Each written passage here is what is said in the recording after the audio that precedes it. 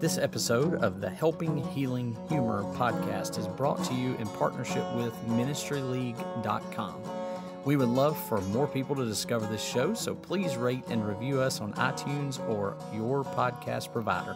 Feel free to share on your social media and subscribe at benandtravis.com for the free ebook, 28 Days of Focused Living. Welcome back to part 2 of our episode with Super Cole and his super mom, Caroline.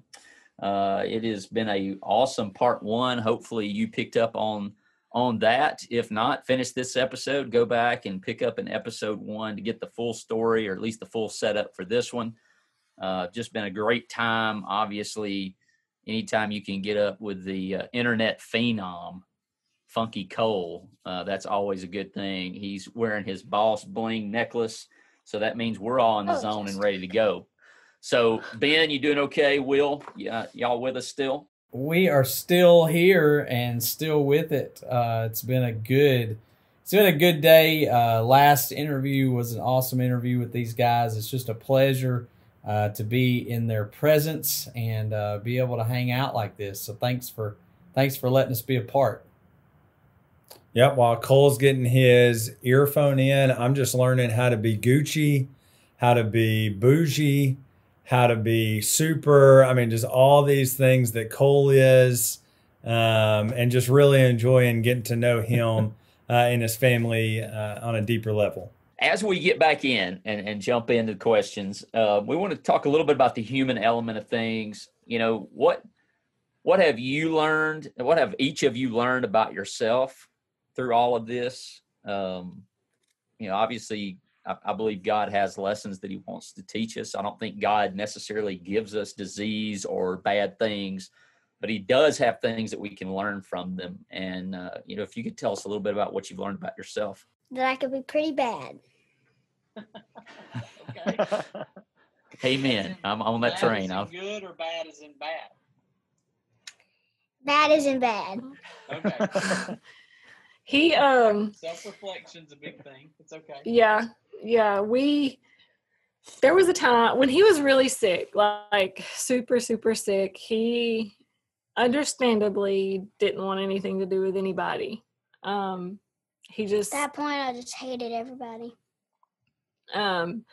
He didn't really talk to anybody. He didn't want the doctors to ask him anything. Nope. He let them listen and touch and see what they needed to see, but he didn't want them to need anything from him. He was done.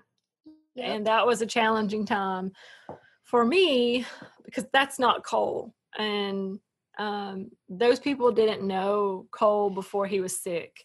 And I would run into, and their healthcare provider, doctors, their nurses, they don't care how happy and joyful he is.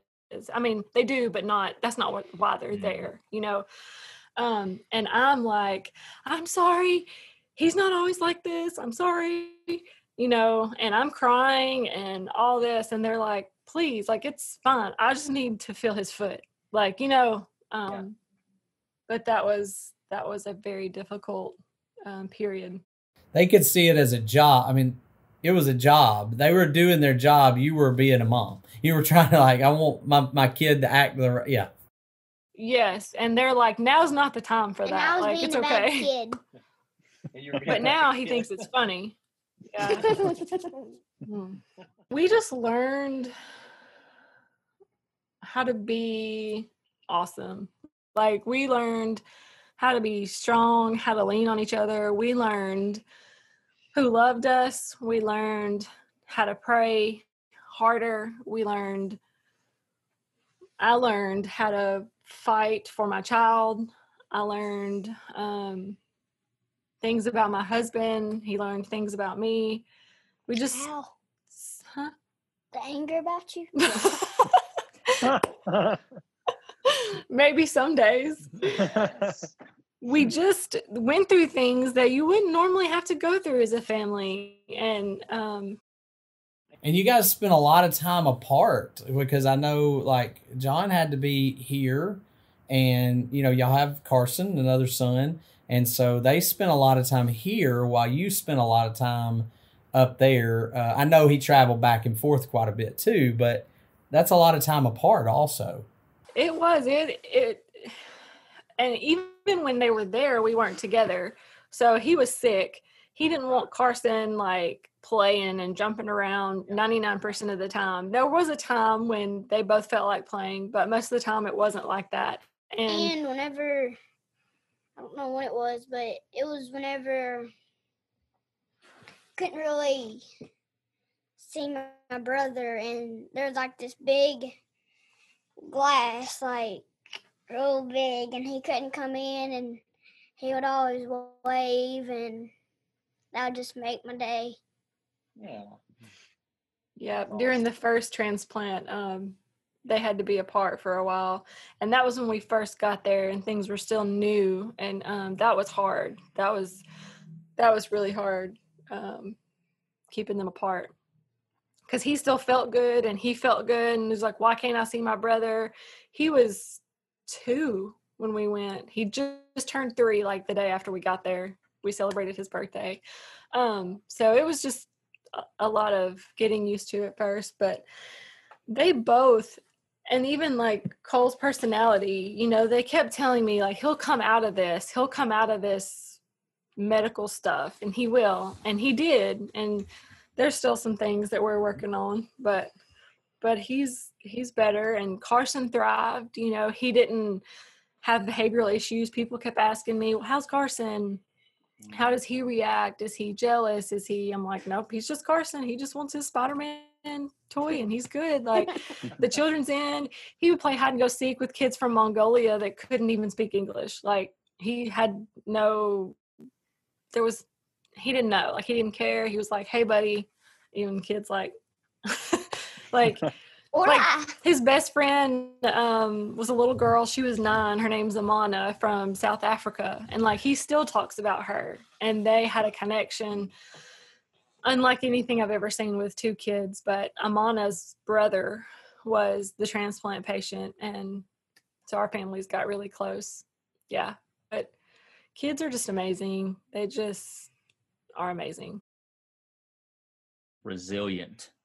Yes. Resilient is a tremendous word. I just see that. And like I said, not sure if we mentioned on the air during the break, but just how much that helped me, to see that and mimic that. And, a lot of times I'd go in those infusion rooms and I was the youngest guy in there, and people are looking at me like, what are you doing in here? And it was just kind of an extra boost to go in there and go, okay, I'm going to cold this place up. I'm about to set this place on fire, and try to be that for somebody. So, looking through the glass and seeing your brother, I had to look through the glass, see my kids, and, I remember Halloween of 2018 was the worst day of my life. My kids are out trick-or-treating and I'm feeling like trash, and somebody brings me a picture of them, which is great. I wanted to see them, but it's also like, I should be enjoying them, and I can't imagine your brother as close as y'all were. I remember that. Well, Halloween 2018 was when we got there. No, that Halloween. Oh, I didn't go. The Halloween that you're talking about was terrible. Was Halloween of 2019. Oh, well. Were you in a wheelchair? Yeah. Well, I didn't feel like walking. I lost all my strength and.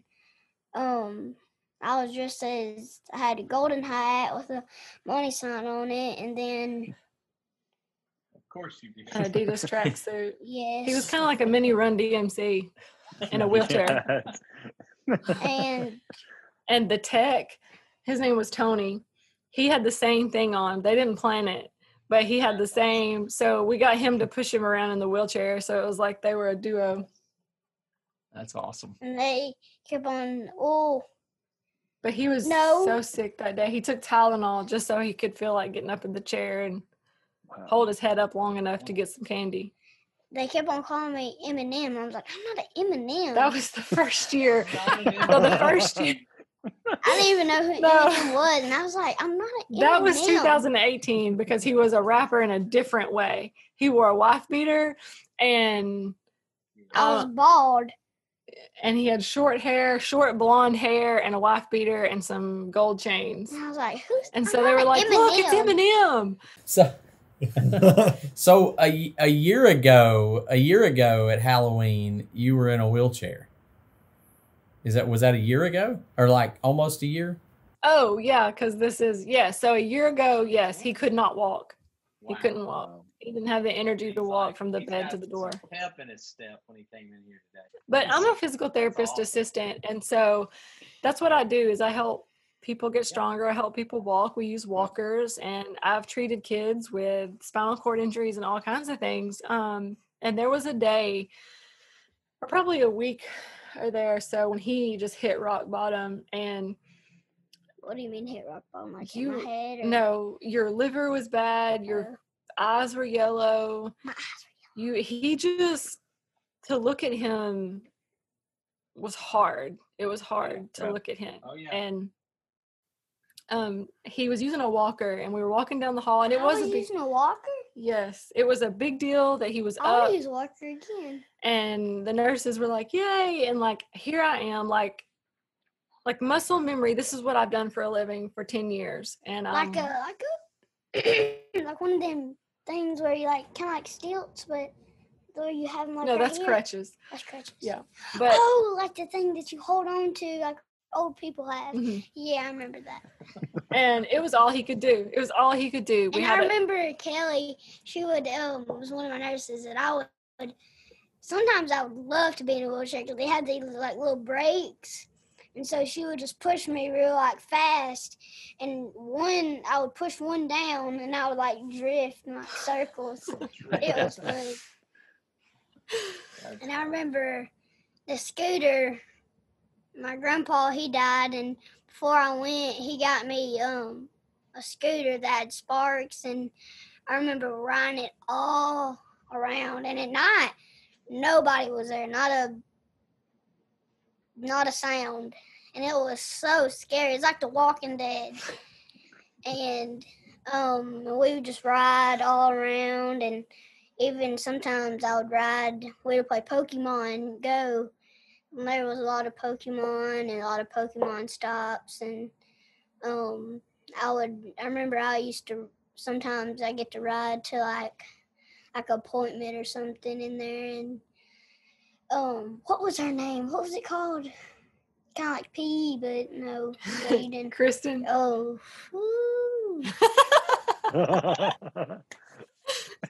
The rec therapist. Yeah, she wrecked everything. Anyway. Well, so it was kind of fun. The activities were fun, but he was a terrible patient for his mother, and the activities were fun, but the person was it. There was a thing where she was too much cautious, and then she was kind of fun. Getting together is not fun. Like, what did you learn about your bigger family? I mean, like the church. I know you learned some things about yourself, but I know you've talked about family, but what about your church family? Because I know you guys have a great church family where you're at Jackson Heights in Florence. And what did you learn about them? And then I guess even broader, just the church family in general, because we all know it goes beyond our local congregation too. So what did you learn? I learned that you need a church family. And I don't know how people can go through these struggles without one, without a big group of people that is there for you.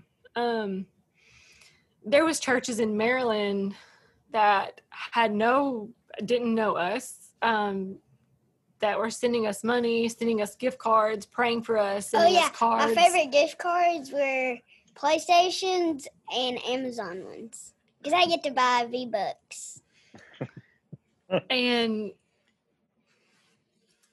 Jackson Heights, all the local churches here, people there were just so confused about, like, I remember the chaplain, he would come by and he was like, "Are you still in touch with your church?" I'm like, "Yeah." Like every time he would ask me that, I'm like, we will never not be in touch with our church. Like, I don't understand. Like, maybe I'm not understanding the question that you're asking. you know, like, he's like, have you talked to them? I'm like, yes, I talked to somebody from our church and all the churches, like, all the time, you know? And he was just always like, okay, that's good. That's so good. And I'm like, Who, the guy who sings and had that thing? yeah. I talked about us being so spoiled, but you would think that he didn't like anybody there, but I promise they were great. It's just some people were expected a lot from us and some didn't.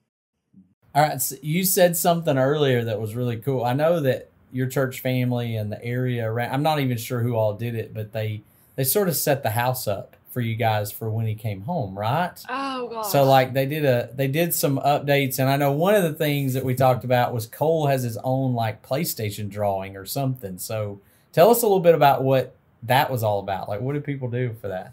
So before he came home, we knew when we left that there was some things that needed to be done to our house for Cole to come home. We didn't have time to do them before we left and didn't really realize the extent of, in my mind, what needed to be done and what actually needed to happen for that to take place. You know, it's just like, we lost a lot of stuff. Just don't say that. Why? So some friends of ours, Will and Brooke King, own High Cotton Homes. And so I messaged Will and I'm like, I need help. I need some sheetrock in this room. I just needed this room to be a room. It was like old and we didn't update it when we updated the rest of the house. And so we were wanting to move Cole into our room and move some stuff around. So they came and walked through our house and called us back. And they were like, we can help you, but there's like some other stuff that needs to be done. Like they didn't want to just fix this one part. You know, they were amazing. And they were like, can we have your permission to just fix this? Can we just fix it? And I'm like, you can do whatever you want. And they can live. So they completely changed our home. They painted with our church helped. My work friends helped, and more people that I probably don't even know helped. You don't know your work friends. They had a really cool, what you're talking about, painting. So I think the kid is local, and he draws for PlayStation, and he drew a graphic. It's Cole, and he has these cool shoes and this cool I'm supposed to tell him that. Chains. And what else does he have? He's got gold stuff. And I have a staff that has a C. Yes, it is like really and it's cool. Golden. And I have like golden goggles. And my hair is like it is now. And I think does it say Super Cole? Mm-hmm. Super Cole. That's legit. And then Travis is jealous. There was like these signs all like one right here, one right there, one in my bathroom, one right here. It says Rodeo Drive, and I'm sorry. I'm stealing his thunder, guys. What do you think of when I say school night dinners? Pretty sure you didn't think healthy, effortless, or relaxed. The back-to-school season is stressful under normal circumstances. Everyone has to readjust to keeping a schedule after a couple of months of the laid-back pace of summer. This year, the adjustment period will be even bigger shock to the system, since many of us have been home for almost 5 months due to the COVID-19 school closings last spring. The readjustment to the faster pace of the daily work and school grind will be stress-inducing for everyone, and new school guidelines like mandatory face masks, temperature scan stations, and social distancing practices may make little ones even more prone to anxiety, even if they don't say it out loud. This year it will be even more important for us as parents to be attentive to our kiddos as we get back to a semi-normal routine this fall, checking in to make sure that they are faring well mentally and emotionally and helping them process all of the changes they will be experiencing. I know what you're thinking. That's easier said than done. There are so many urgent things that have to be dealt with every evening, like cooking dinner, packing lunches, doing laundry, and homework, that it's easy for the more important things like our kids' mental and emotional health to take a back seat. Hi, Whitney, Travis's other half here. How about a week's worth of easy weeknight dinners for your family? We've done the planning for you. As a parent, the hours between the end of the school day and bedtime are precious.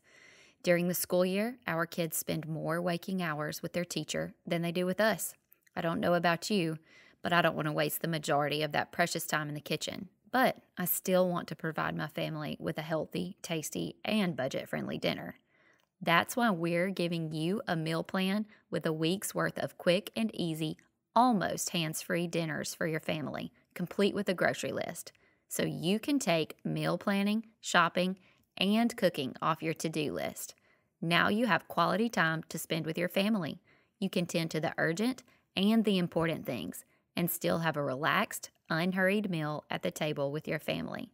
Go to benandtravis.com/meal plan to sign up. We will send the meal plan and grocery list straight to your inbox.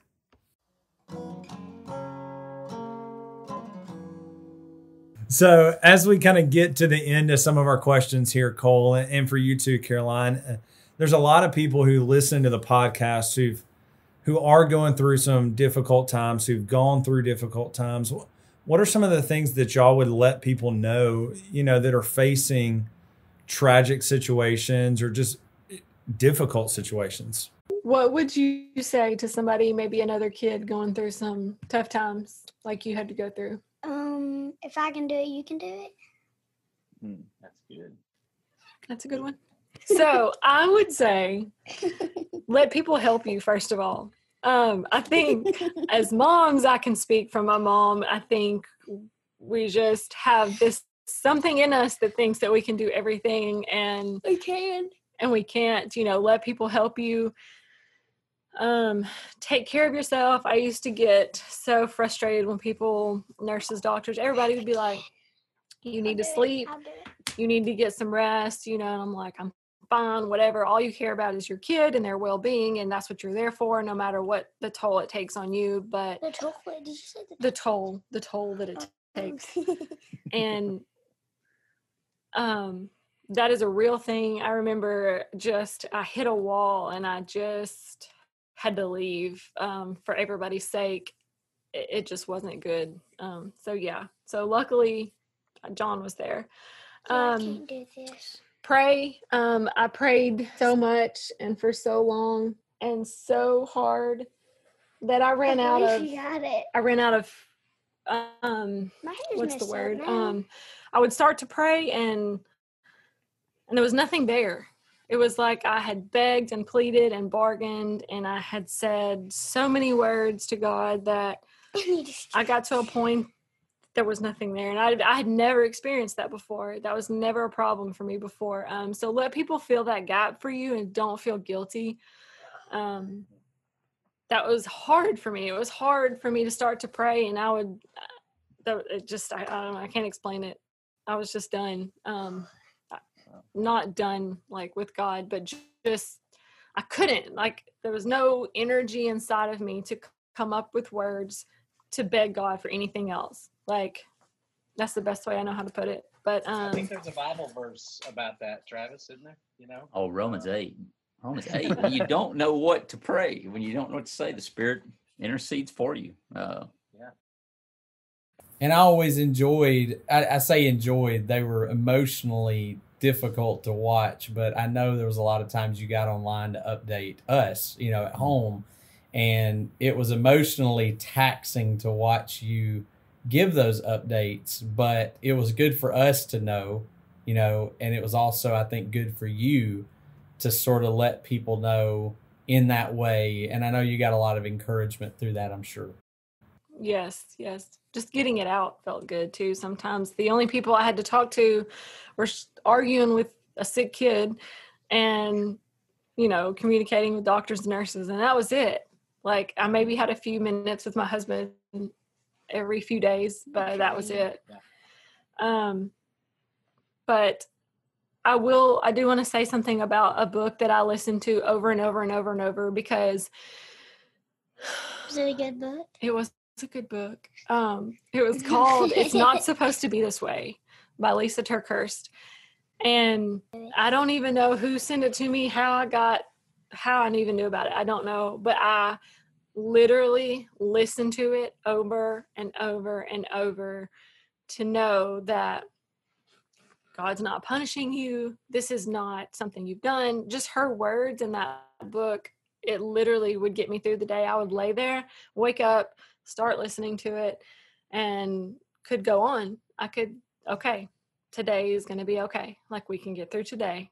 And that may not be that book for everybody. It may be something else. It may be, I listen to a lot of Lauren Daigle. Maybe she helps you through your day, like, yes. And she actually sent me 2 packages. Can you believe that? She did. What? She knows who I am. That's awesome. That's cool.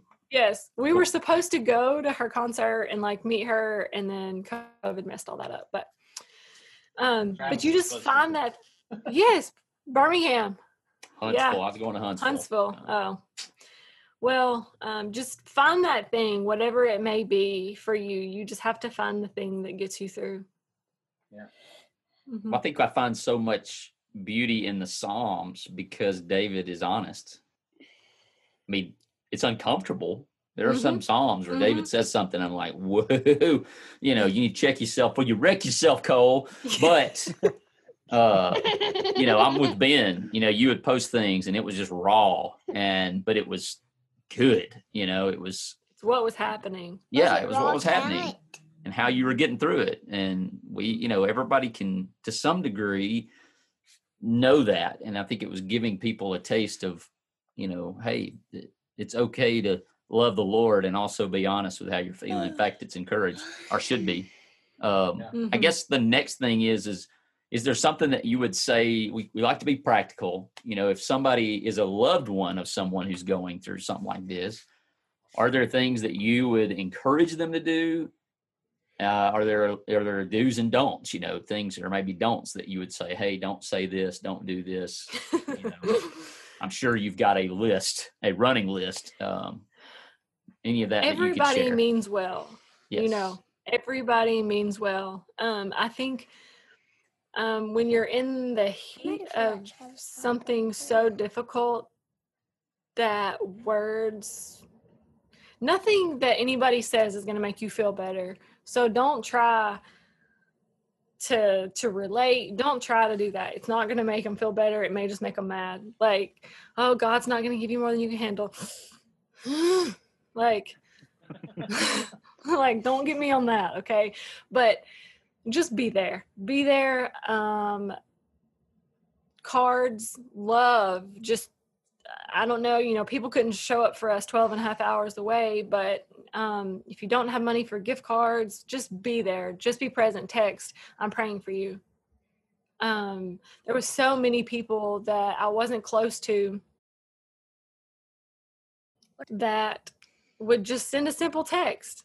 They would either type out their prayer or I'm praying for you. How are you? They might ask, how's Cole? Just respond when you have time. Don't expect. I think people say they send something.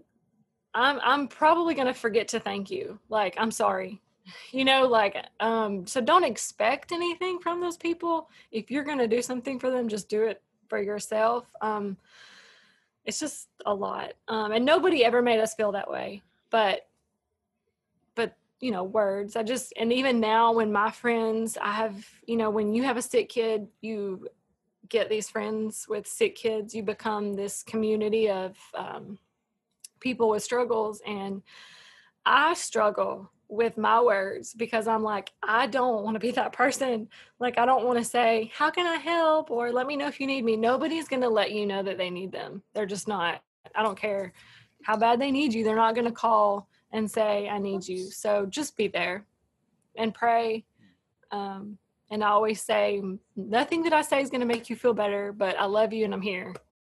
Yeah. And those are great thoughts, because I think, we've heard that with people who've gone through losses too. A lot of the same sort of thing is just be present with people. And I think if anything, if we can push people to do that and to just stay present, that's just a huge thing. I appreciate you sharing that.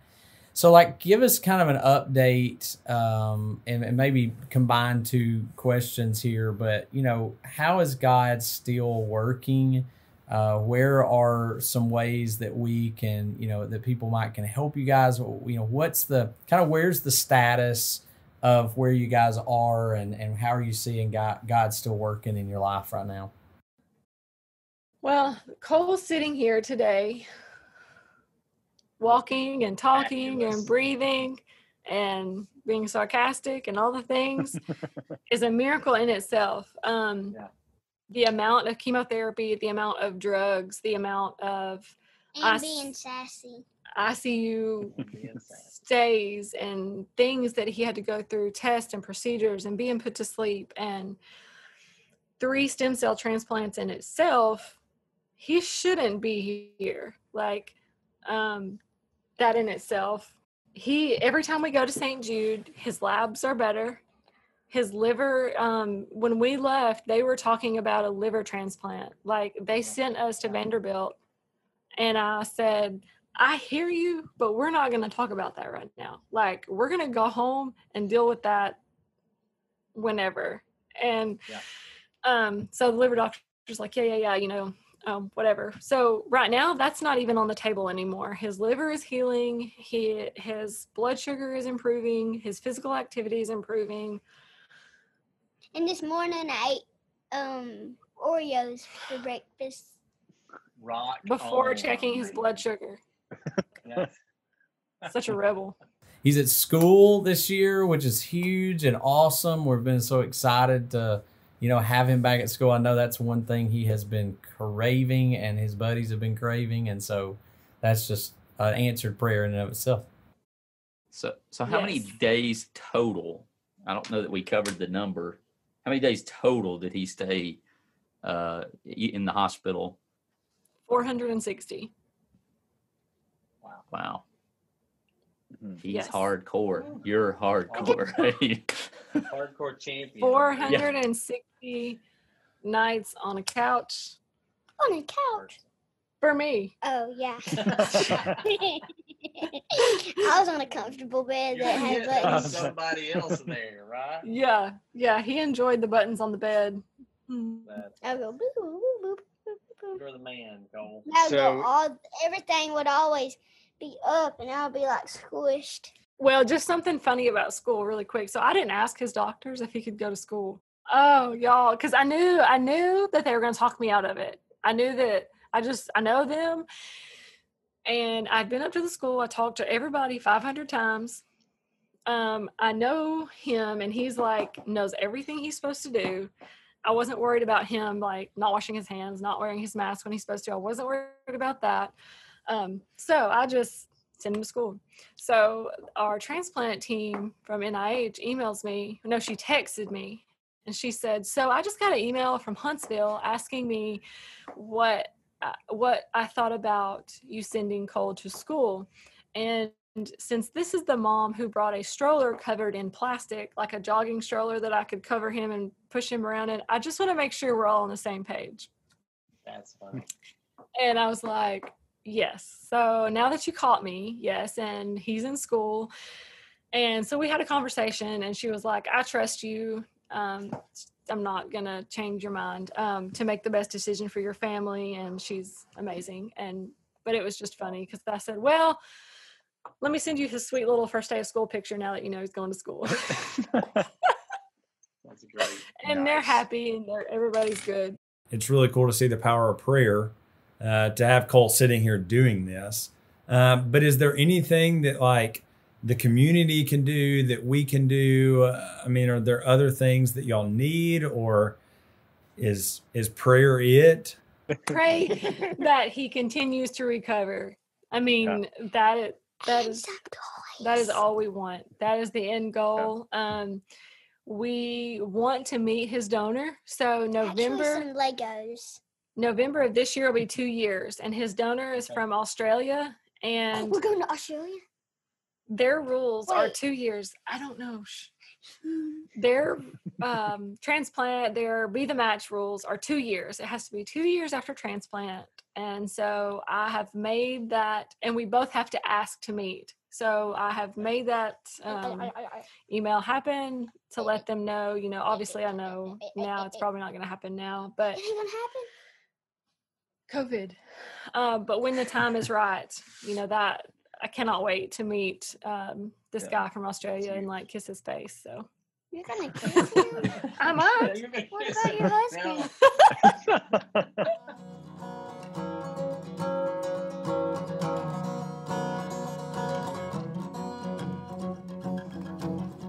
Thanks for being with us for this episode of the Helping Healing Humor podcast.